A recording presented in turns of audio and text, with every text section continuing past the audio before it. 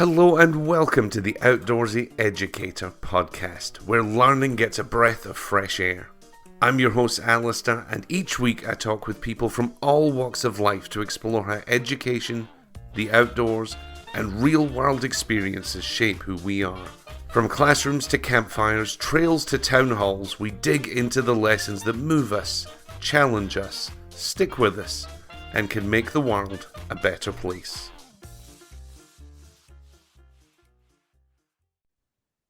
And on this week's episode of the Outdoorsy Educator podcast, we have Park Complex Superintendent Robbie Merritt. Robbie, how are you today? All right, good afternoon. Good. I really appreciate your time being here. It's the middle of the work week, and I'm sure you're geared with all this warm weather we're having in North Texas. I assume that you are quite busy, so I really do appreciate your time. Why don't we start off by you telling our listeners a little bit about who you are and what you do? Well, I'm the park complex superintendent for Ray Roberts Lake State Park, so I get the privilege of stewarding all of the park resources here at Ray Roberts for the Isle du Bois, Johnson Branch, and Greenbelt units, as well as all the boat ramps and the smaller units in between. So I get to do a little bit of all of it as a park superintendent.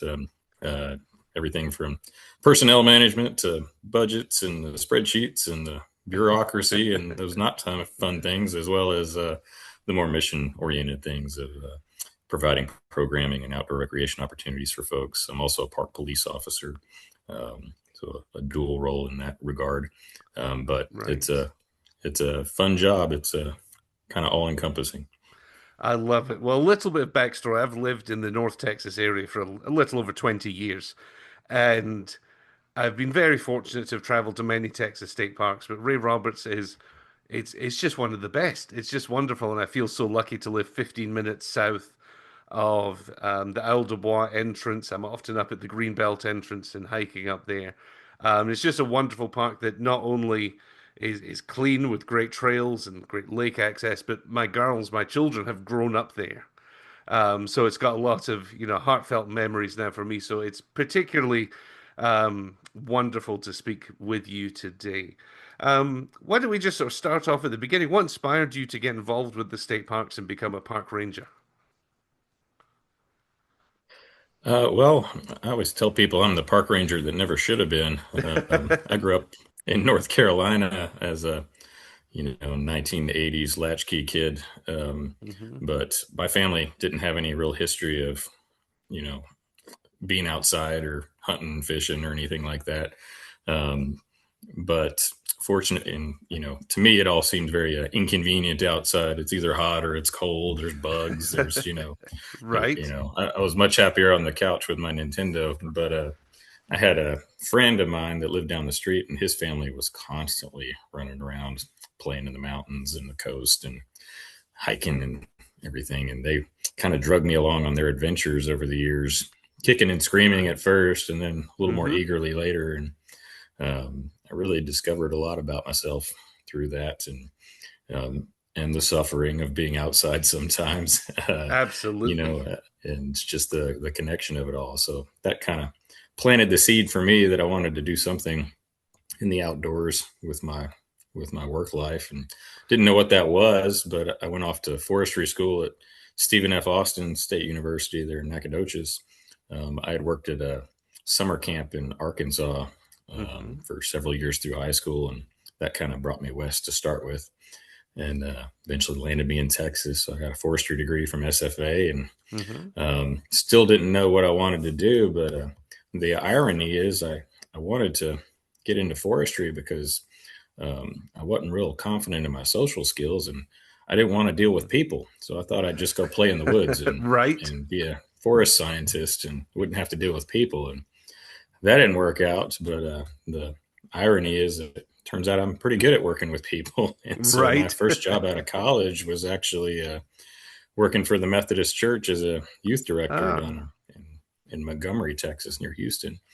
And then eventually they hired me on as a program director at their camp and conference center in Palestine, Lakeview Methodist Conference Center. Hmm. And I did all their programming and lifeguard management and challenge course and ropes course ministry and stuff there for 6 years, and before finally circling back around and realizing that I kind of always wanted to work for parks and be a part of that mission, Yeah. and so I started off with state parks in South Texas at Goliad State Park, which is a beautiful historical state park there, Yes. and Lake Corpus Christi State Park for many years, a little stint at Goose Island, and patrolling Right. down the border at Falcon and Benson and some of those others before coming up here to Ray Roberts about 5 years ago. So, About 5 years ago. Fantastic. And I think we all have a romantic image of a park ranger and the day-to-day jobs. I'm sure there's lots of wonderful parts to the job, got no doubt. But what does a typical day for a park ranger look like? And I know we talked before we started recording, a park ranger is quite an umbrella term. But I'm thinking more of the people on the ground, the people you might meet if you went camping of a weekend at the park. What does their sort of day-to-day look like? well, like we talked about before, we have a number of positions that are park rangers, ranging from the superintendents and park police officers to maintenance staff and the office and customer service teams, and even our interpretive programming folks that actually run programs for folks that Hmm. people are a little more associated with as far as calling, when they think of a park ranger, that's usually the folks they're talking about, the ones doing the fun stuff, right? Right, right. um, and so, but the ones you probably would interact with in the park most often are our headquarters team and the customer service folks up there that are going to get you oriented to the park and help you plan out your event, your stay as best you can, and get to know the resources and the trails there, or our maintenance and our army of volunteers that we have out in the field, Yes. helping out maintaining all those restrooms and the campsites and everything. Those are probably going to be the ones you run into most often. Yeah, they're certainly the ones that when I'm camping up at Ray Roberts, I mean, I'm going to be up there tomorrow night, but they're the ones that you have to, giving you the wave and as they're driving by and just giving you that warm and friendly welcome when you're camping. They're just I yeah, the hope so. army. Oh, they do. Without fail, this army of volunteers they're just fantastic. Um, yeah, I was thinking about all the different aspects of the job you must do. What would you say is the most rewarding part of your job? For me, the most rewarding part is really the mission based stuff.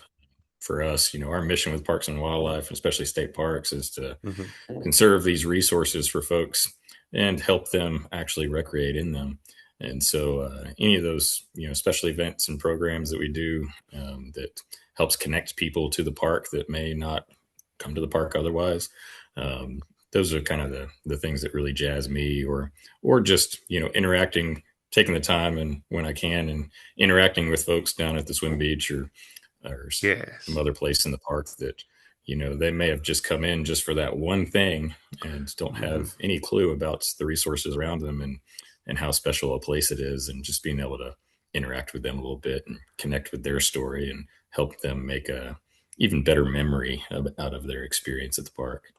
Yeah, I've now talked to many people who work in the outdoors in all different capacities, and I love that. I mean, we are maybe 5 minutes into this conversation, and it always comes back to the people. It's always the visitors, the people you meet on the trail, the families at the campsite. And that I assume is one of the driving forces behind what you do. Yeah, absolutely. Just connecting people to the park and to each other. We live in a bit of a divisive time if you Hmm. watch the news these days, but Absolutely. one of the it seems like one of the unifying topics for anybody from any walk of life seems to be parks and the outdoors. That seems to be an idea that everybody can get behind, and especially here in the DFW area, we have such a wide range and diverse culture here in the DFW area. So Hmm. it's amazing to see all different kinds of people coming to do the same things and experience the same things, but in their own way. So yeah, like to think of the parks as kind of a unifying topic in a divisive time. Yeah, no, I think that's beautifully put. Like I've never owned a boat. I'm not somebody who really goes out on a boat, but I love seeing and it's usually hearing families and laughter out on the boats when I'm at my campsite.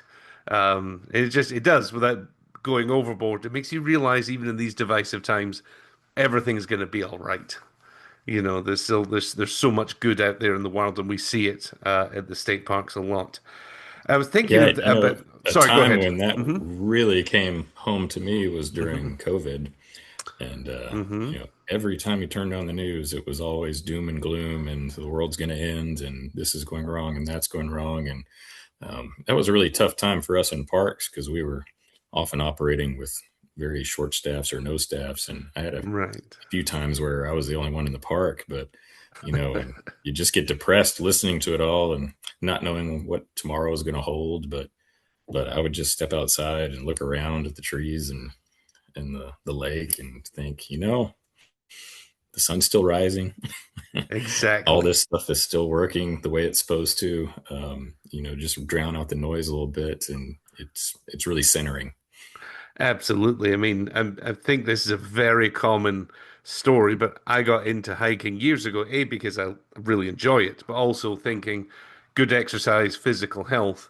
But the secret is it's just as much for mental health and clarity as it is for physical health. And it sounds like you've had a similar experience. Absolutely, time and Yeah. again. Yeah. Yeah. It will never go away. When I was preparing for talking with you today, I was thinking about all the things I see when I come up to Ray Roberts or really any other Texas state park.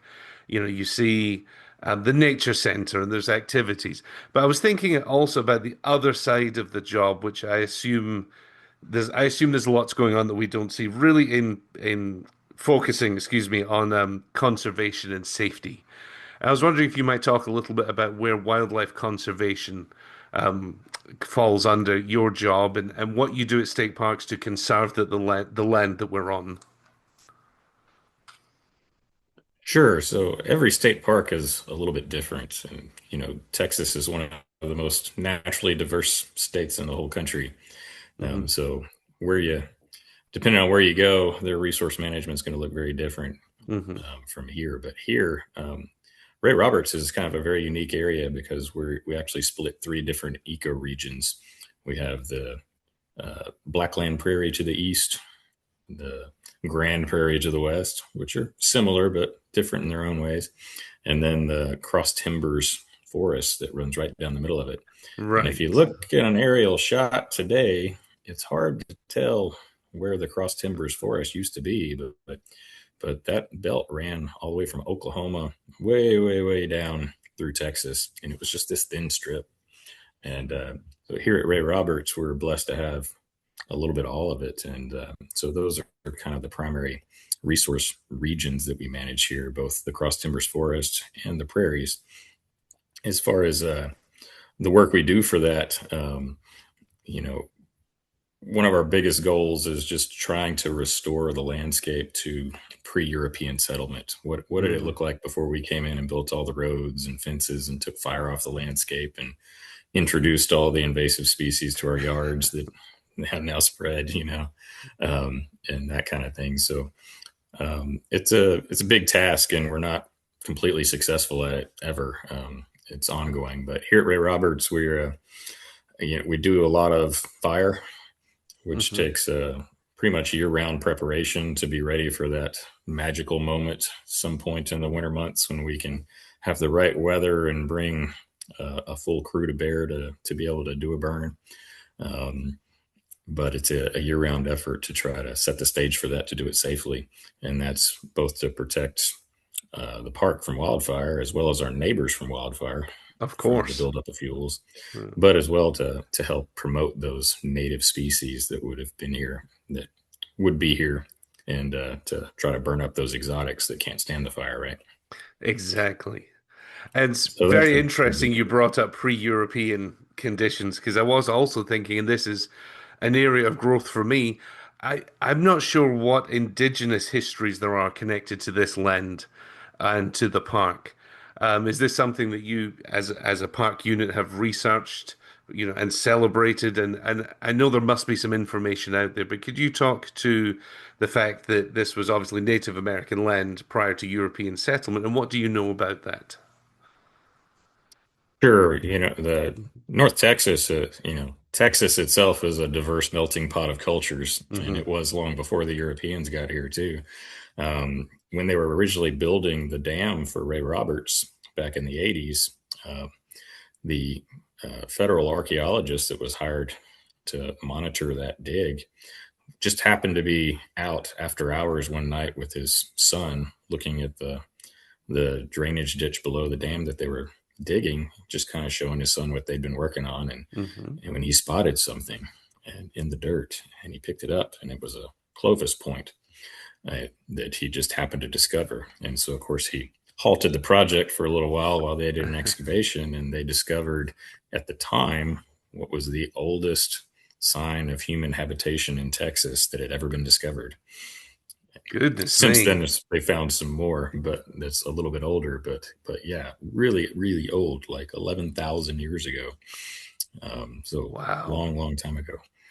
And so there's been history of people in this area for a very long time, and especially anytime you're working with a area with water in the Trinity River, the Elm Fork Hmm. that comes through here has been here for thousands of years.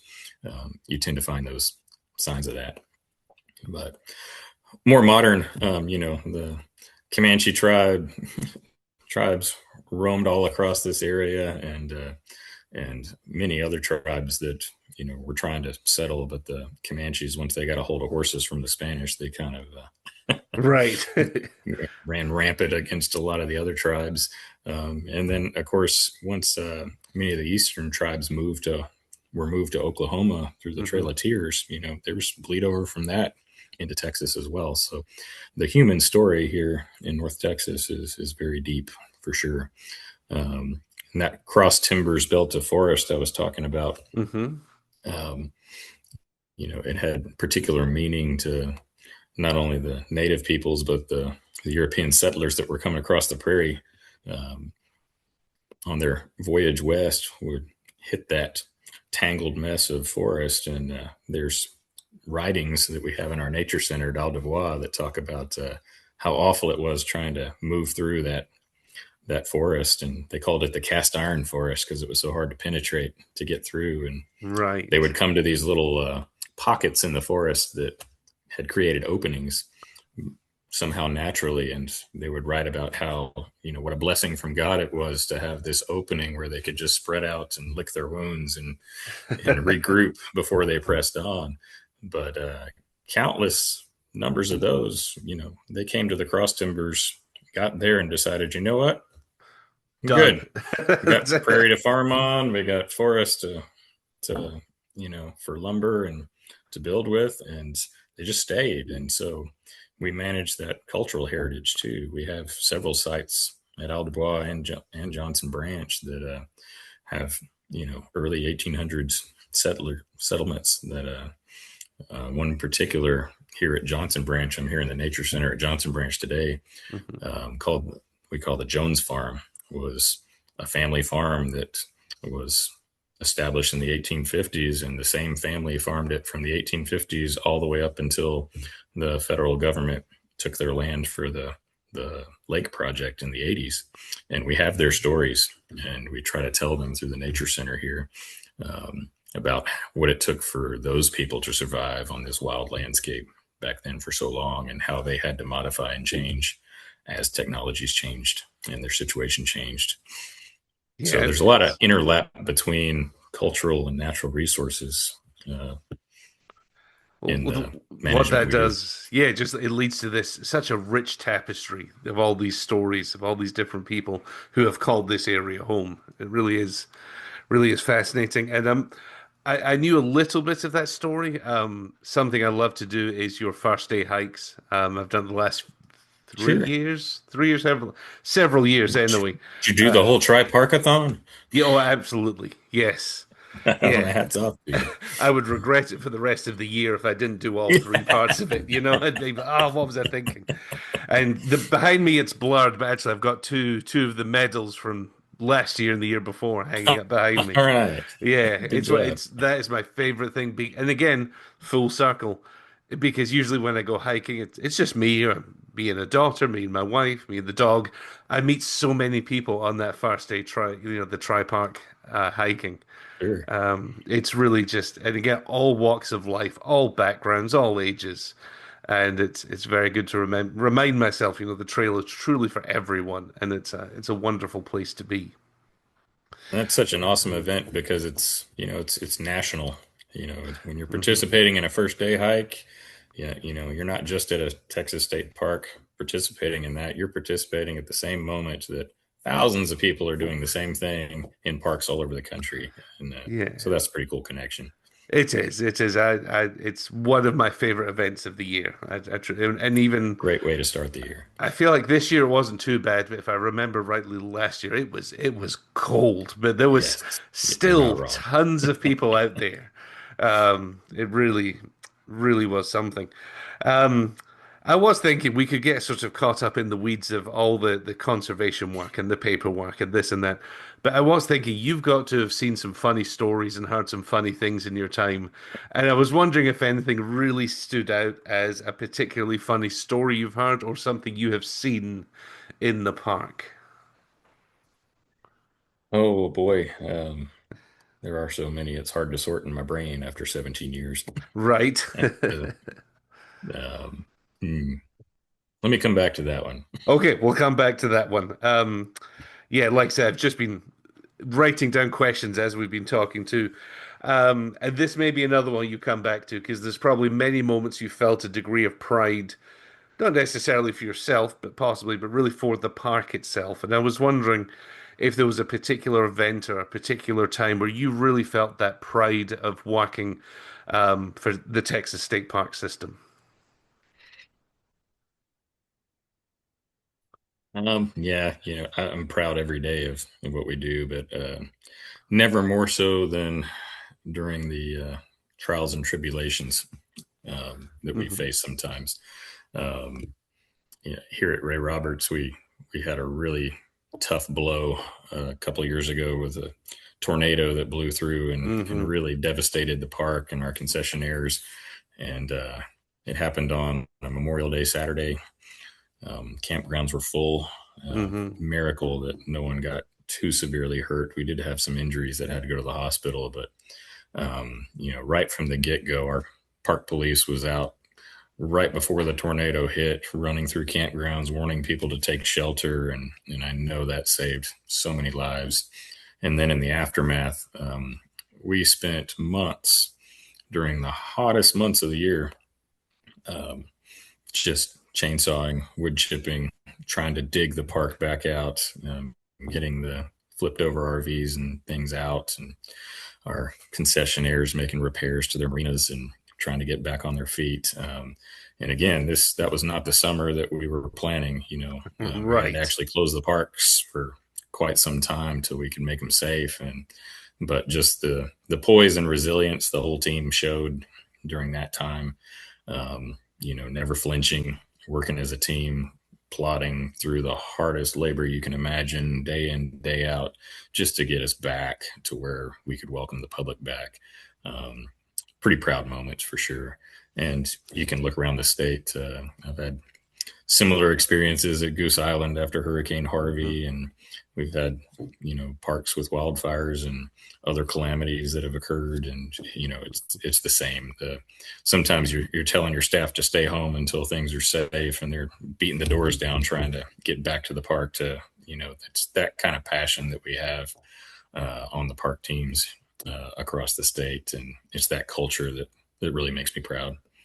I love that. I mean, it can, in the blink of an eye, everything can change, but people do tend to rally around and look out for each other. And I'm so glad that Mhm. in the, after tragedy, there was so much good that came out of it, seeing everyone come together. If you wanted to offer some advice to somebody who wanted to, follow in your footsteps, become a park ranger, work for the parks, the Texas state parks, what advice would you give them? Well, first and foremost, Just want to dissuade some kind of, I guess, misinformation, you call it, out Hmm. there. But a lot of folks that want to get into state parks work, they make the mistaken assumption that they have to get a resource management type of degree. And, very often we see kids that have done great in college, but they've gotten a good resource management or wildlife degree or whatnot, but they don't get any experience Hmm. working with the public during that time, and they get out of college and they don't have any experience that helps them apply for any of our jobs. Hmm. So first and foremost, get the experience. And as far as state parks go, I mean, I'll hire a psychology major or a history major just as fast as I would hire somebody with a resource management background, because truly in state parks, at least our side of the Parks and Hmm. Wildlife House, that's the majority of what we're doing is working with people. We're Right. managing people. You know, um, if you're a manager, you're managing staff, but we're all managing the public and how they interact with that landscape and that. So, my biggest piece of advice Hmm. would be to make sure that you're getting experience out in the public sector in some way, just to build up that resume. But we've got Yeah. great ways to build a resume in Parks and Wildlife. Right now, our summer interns positions have posted Ah. all over the state. So if you're interested in that, get online and apply for those intern jobs. They have them in state parks, law enforcement, wildlife, fisheries, IT. I mean, you name it, every branch of everything we do has Hmm. an internship for the summer. So it's a great way to, if you're a college age kid wanting to get some experience, you can get a paid internship with Parks and Wildlife, and that looks great on the resume. But if you Yeah. can't get that, we also have tons of seasonal jobs, whether it be customer service at the state parks office or working in the maintenance field out at the state parks. And those are great ways to get experience, actually on the ground, boots on the ground type of experience for your resume that will help you out with all your career goals. That's fantastic and great advice. I'm going to leave the funniest thing question dangling, so if you think of something, it's right there. But I was curious as to your I'm career looking in at my state list of parks. stories here. Your list of there'll be a good Yeah, I list. actually have to write them down because I'll forget. But so yeah, I got some if you want to circle back to that. All right, we'll circle back to that at the end. That would it'd be great to finish on that note. Um, I was curious how your definition of success has changed, if indeed it has, when you entered the state park field. What you thought, oh, to be successful, I should do this, and maybe it has stayed the same and consistent, or has what you think of as success changed? Um, I don't know that it's changed that much, Right? because in state parks, we do have a pretty defined mission. And so it's pretty clear how to succeed with that mission. Um, Okay. but I think as far as my personal success goes, Hmm. that idea has changed a lot. When you're young, you're hungry for it. You're always wanting to look towards that next goal, and I think I counsel my mentees a lot that, you know, Yeah. don't focus so much on the future you're losing sight of what's happening today. What good can you do today that's going to make a difference, because that's what's going to tell the tale ultimately about what happens in the future as far as your career goes. And I think Hmm. I often lost sight of that sometimes, wanting to you know worrying too much about whether we got something just right or that or the other, and how that might look upon me. And that's not the point. Stay mission focused and as to the why of everything that we're doing, and making sure we're doing the best job we can for that. Hmm. And the other things will come. I love that. Good advice for us all. Something I always ask every guest is if there's been a book or a piece of music, or both, that has been particularly important or impactful in your life.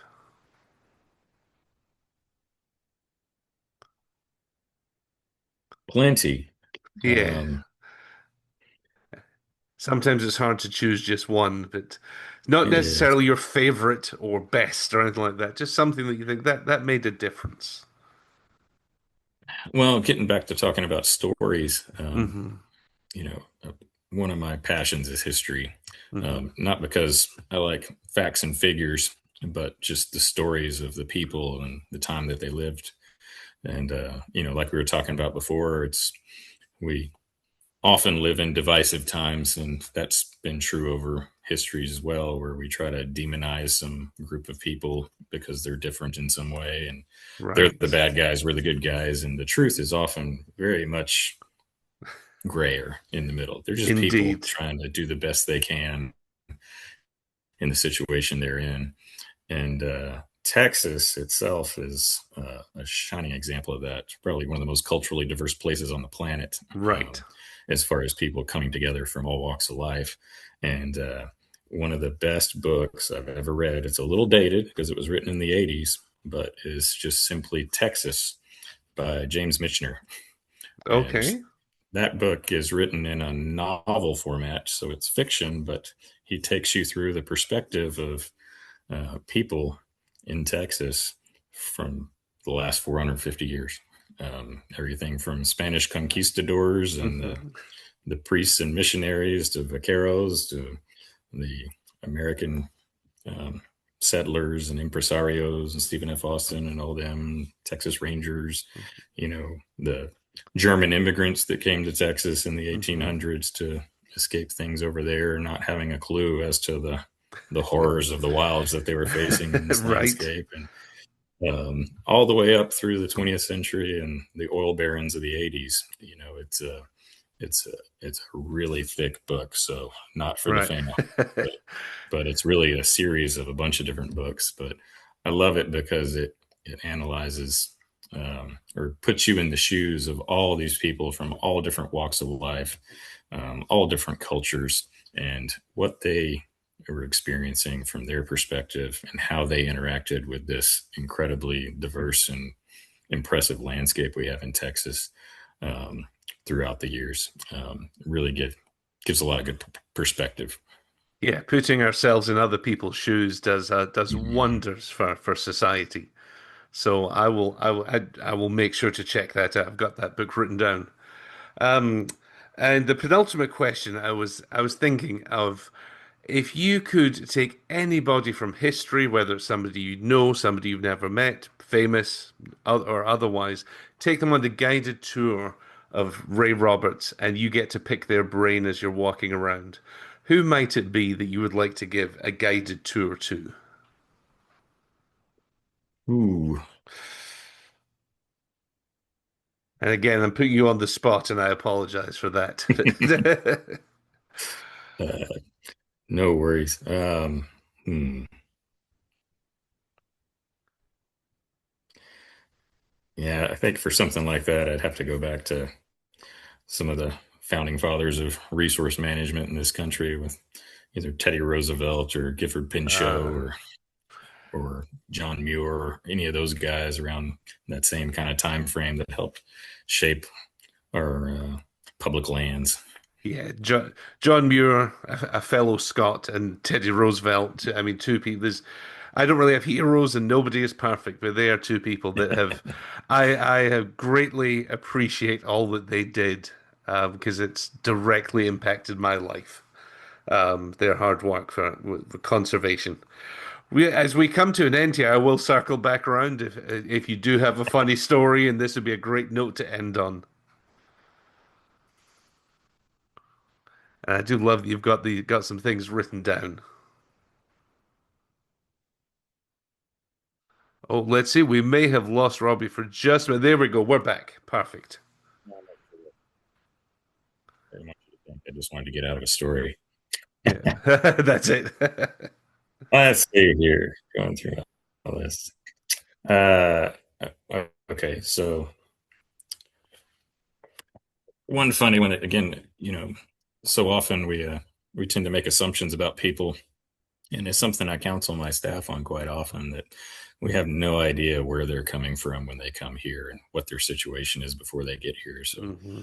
make assumptions and assume that they're less uh, of anybody than anybody else. But I was at this happened at Goliad State Park many years ago, and it was in the fall, and I got to work probably a little bit late, and I was a little frazzled trying to get the office open with my Hmm. customer service specialist there, and as we're trying to get all the paperwork done to open the cash drawers and everything, the park host comes in and says, at Goliad, we had a front campground, which was the nice one, and then the back campground, which was more like a parking lot. So Right. there was a difference, of course. And so the park host said somebody had a reservation for the back campground, but they had moved up to the front campground and were evidently voiced to the park host how angry they were and that they could not stay in that back campground because it was too dangerous. Oh, right. And he started to explain to me that they had complained about kids attacking them right when this visitor actually walked in the door, and he had to quiet up. And so I looked up, and unfortunately, in this case, I had already kind of made up my mind. Somebody's just trying to get, an upgrade on a campsite for free or whatever. Right. But the guy started in saying, we could not stay back there. That was, these were folks from up north, winter Texans, we call them, down in the south. Yep. That come in the winter. They were on their way to the farther down to the valley and just stopping by. But, I don't think they'd ever really been to Texas before. And, but he said there was kids attacking us. I was like, there were kids attacking you, which, describe that to me. And Yeah. he's like, they were throwing rocks at us. They were throwing rocks at us in our trailer. And, every time I tried to open the door, they'd throw another rock. And I was like, well, what did they look like? And he said, well, I never saw them. They were hiding in the woods. But they kept throwing rocks at us. And I was like, did you hear them at all? And he's like, no, they were quiet, but they were kept throwing rocks at us. And y'all need to go find those, right. roughabouts or whatever. And I said, well, it's an upgrade to come to the front campground. Here's what it's going to cost. And he got flustered and said, well, I'll have to go back to my trailer and get money. So he left and went back. And I'm finally getting my coffee in and waking up and getting things organized in the office. And I start to think about it. And I'm like, kids in the woods. This is South Texas. You've never been to South Texas. The woods are not woods. It's thorn scrub. You don't walk in the woods down there unless there's a trail. And because it'll tear you to pieces. And so I pulled up his reservation to see what campsite he was at. And I got thinking and trying to visualize that in my head. Like, kids throwing rocks. Like, there's a chance they came off the highway and stuff, but it just didn't make sense. Yeah. And so, but then I kind of had a thought about an experience I had over there a week before. And so I hopped in my truck and I drove down to that campsite. They weren't there anymore because they had moved to the front campground. And I stopped there and I parked in the campsite, and I got out of my truck, went over to the picnic table and just waited for a minute. And sure enough, bang! Right. There's a live oak tree right over that campsite. And it was acorn season. And so it was dropping acorns like crazy and just banging on the roof of the truck. And I was like, okay, that's it. So then I'm driving back to the office and I'm sitting here thinking to myself, how do I explain this to him where he doesn't feel stupid? Yep. Tread lightly there. Yes. Right. But that he understands that nobody was trying to attack him. And so I had to put myself in his shoes. They came in late after hours. It was dark. Never been there before, trying to find their campsite. They finally do. Lord knows how long they've been on the road before that. And, they get set up. They're the only ones in that back campground. It's dark. It's foggy. Nobody else around. And then this happens. I'm like, yeah, and so he comes in, he's still flustered, and I start to check him in and said, hey, I'm going to waive that extra fee for you. I'm so sorry that you had that experience back there. And I said, we'll look into we'll definitely be looking for those kids and see if we can find anything. But, I was back there last week and I had the dickens scared out of me because that live oak tree is shedding acorns like crazy. And it was hitting the top of my truck and it sounded like gunfire went off. And he was just kind of thought for a second, and thought for another second. And he's like, huh. And I was like, but again, I'm so sorry that you had that experience. And really hope you come back, and I'm going to discount you this much or whatever for Yes. the problem that you had, because that's definitely not the experience we want you to have here. I hope you'll have a chance to go visit the mission and all the things. But that was a pretty fun one. But I like to use that story with the staff sometimes to remind them that to us, some of their actions may seem stupid sometimes, but you got to put yourself in their shoes. And their perspective is going to be different from us, and it's up to us to try to interpret these things to them so that they can have the best time that they can and appreciate these places like we do. So that's fantastic. It reminds me, my brother-in-law, sister-in-law, and their children live in Austin, and they have a huge live oak tree and a metal roof. And there is no noise quite like that. I mean, we have live oak trees here, oak trees, and the acorns fall, but on metal, it is something else. It really is. It's funny. I kind of get it though. Like I might have what is being thrown at my camper if I was there. I can completely relate. Well, this has been fantastic, Robbie Merritt. I really do appreciate your time. Thank you so much for spending this afternoon talking to me. You bet. Appreciate the opportunity, and thanks for what you do. Thank you again to this week's guest, and I hope today's episode was as enjoyable for you as it was for me, and perhaps even inspired your next adventure. If you did enjoy the show, please be sure to subscribe, leave a review, or follow us wherever you get your podcasts. You can find more information at theoutdoorseyeducator.com or follow us on Instagram, TikTok, or Facebook. Until next time, thank you so much for listening to the Outdoorsy Educator podcast.